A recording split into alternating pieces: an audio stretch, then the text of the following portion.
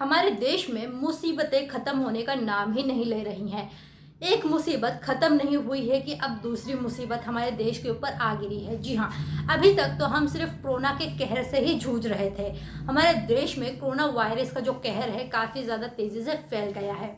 ऐसे में मैं आपको बताना चाहूँगी कि वेस्ट बंगाल और उड़ीसा में भी एक और कहर आ गया है। जी हाँ, जिस तरीके का तूफान यहाँ पे आया है, ऐसे में लाखों लोगों के घर बर्बाद हो गए और बहुत सारे लोग अपने घरों से बेघर हो गए। खाने के लिए यहाँ पे खाना नहीं है। आइए जानते हैं क्या है वहाँ की पूरी डिटेल।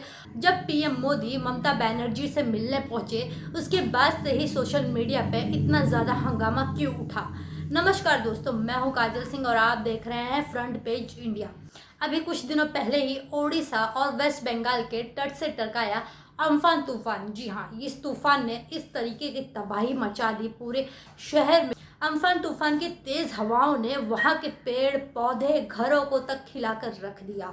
ये तूफान का कहर इतना ज़्यादा था कि इस तूफान के कारण 13 लोगों की मौत हो गई। जी हाँ, और इस चीज़ का जायज़ा करने पहुंचे पीएम नरेंद्र मोदी।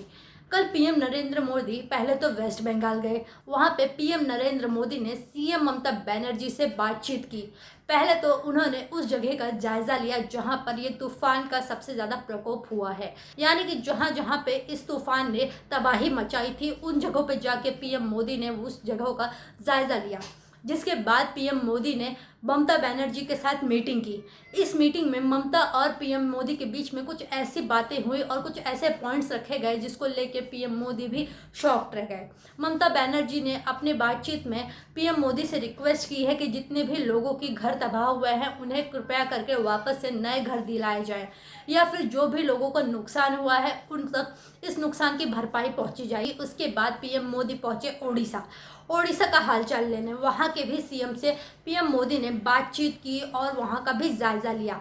अगर हम साइक्लोन की बात करें तो साइक्लोन ने अभी तक हमारे देश में बहुत ज़्यादा तबाही मचाई है।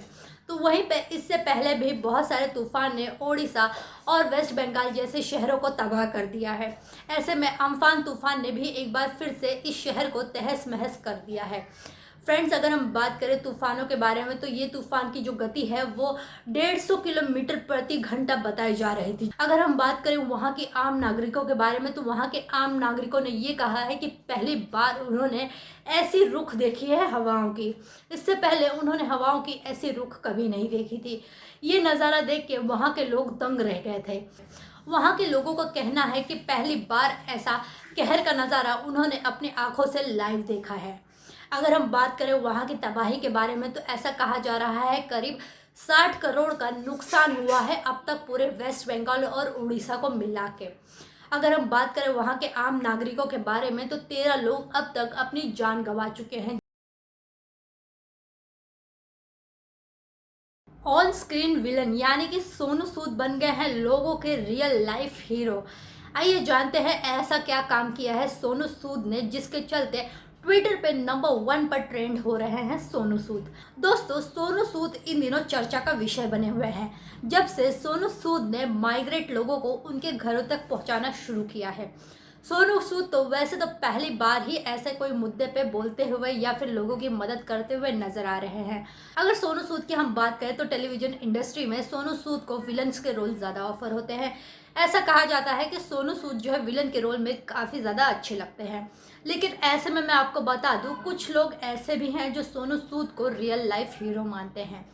कुछ लोग जो है मुंबई में फंसे हुए थे, अपने घरों तक नहीं पहुंच पा रहे थे। लॉकडाउन के चलते हम सभी जानते हैं बहुत सारे लोग बहुत सारी जगहों पे फंसे हुए हैं। ऐसे गरीब लोगों को सोनू सूद ने अपने घरों तक पहुंचाया, जिसके बाद से ही लोगों की रिक्वेस्ट आना शुरू हो गई सोनू सूद के पास कि हमें भी अपने घरों तक पहुंचाओ।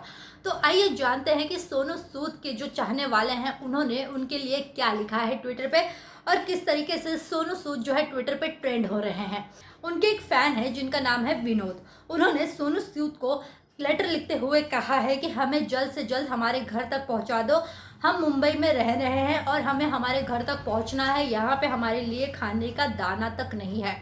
जिसके बाद सोनू सूद ने उसको रिप्लाई करते हुए लिखा है, भाई आपकी समस्या मैं समझ चुका हूँ, आप अपने कॉन्टैक्ट डिटेल्स मुझ तक शेयर करिए और मैं आपकी मदद पूरी तरीके से करने के लिए तैयार हूँ। जिसके बाद से ही ये स्क्रीनशॉट्स जो है सोशल मीडिया पे काफ़ी ज़्यादा वायरल हो गए हैं और सोनू सूद ने इतना ही नहीं बल्कि और भी 3-4 लोगों की मदद करने का जिम्मा अपने सर पर उठाया है। तब से लोग लगातार सोनू सूद को ट्वीट कर रहे हैं और उनसे मदद मांग रहे हैं और सोनू सूद भी जमकर ऐसे लोगों की मदद कर रहे हैं।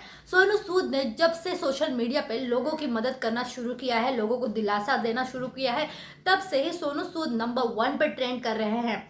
अगर हम बात करें सोनू की, तो सोनू बहुत सारे मूवीज में नजर आ चुके हैं और बहुत सारे विलन्स का किरदार उन्होंने बखूबी निभाया है, लेकिन अब real life hero Sonu Sood बनते हुए नजर आ रहे हैं। ऐसा ट्विटर पे बहुत सारी मीम्स शेयर किया जा रहा है और सोनू सूद को एक सुपर हीरो की तौर पे पेश किया जा रहा है उस मीम्स में। अगर हम बात करें सोनू सूद की, तो इन दिनों सोनू सूद जो है समाज सेवा करने में बहुत ज़्यादा छाए हुए हैं। अगर हम सोनू सूद के मुद्दों को उठा ले तो उन्होंने पॉलिटिकल मुद्दों में कभी अपना हाथ नहीं आजमाया है, लेकिन अब ऐसा कुछ लोग उन्हें कह रहे हैं कि आपको अब पॉलिटिक्स में घुस जाना चाहिए और देश की समाज सेवा करनी चाहिए।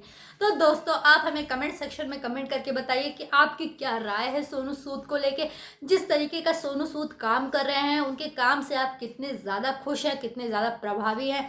और अगर अभी तक आपने हमारे चैनल फ्रंट पेज इंडिया को सब्सक्राइब नहीं किया है तो झटपट से कर दीजिए, ताकि जितनी भी लेटेस्ट न्यूज़ है या फिर जितनी भी लेटेस्ट गॉसिप है, मैं यानी कि काजल आप तक सबसे पहले पहुंचाती रहूं। और अगर आप ये वीडियो फेसबुक पे देख रहे हैं तो हमारे पेज को लाइक करें। Thank you so much.